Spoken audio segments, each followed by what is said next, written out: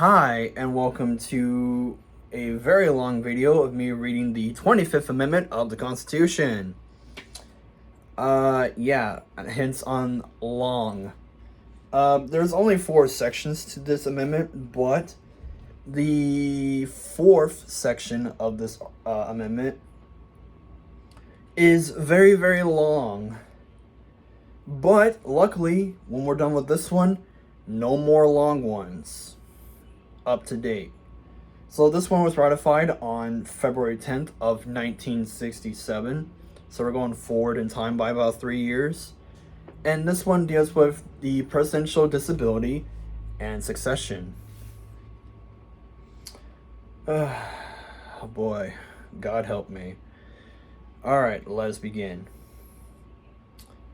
Section 1.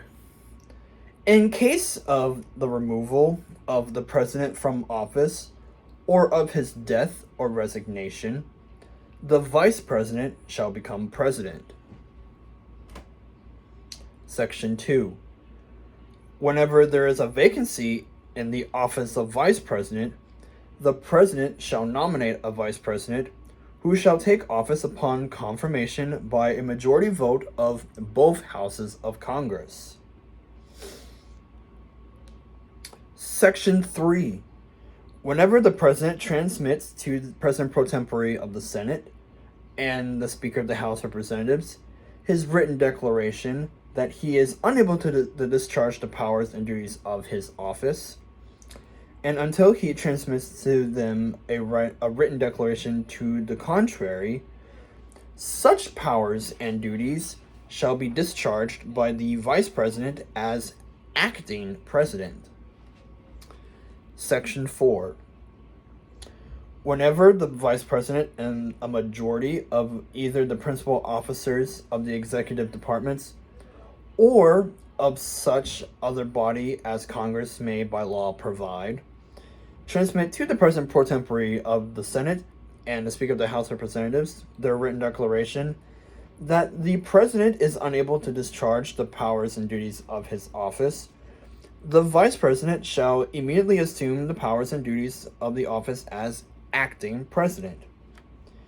Thereafter, when the President transmits to the President pro tempore of the Senate and the Speaker of the House of Representatives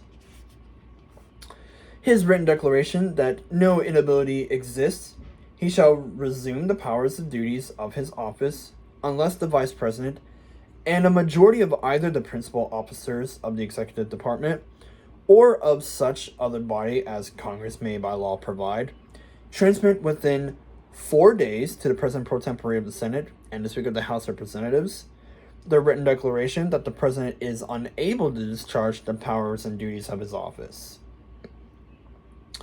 Thereupon, Congress shall decide the issue, assembling within 48 hours for that purpose if not in session.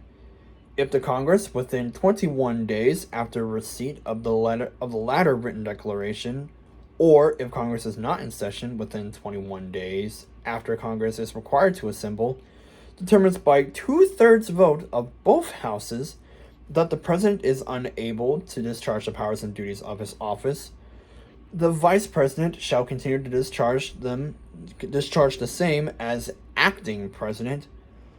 Otherwise, the President shall resume the powers and duties of his office. Yeah, that's quite a mouthful.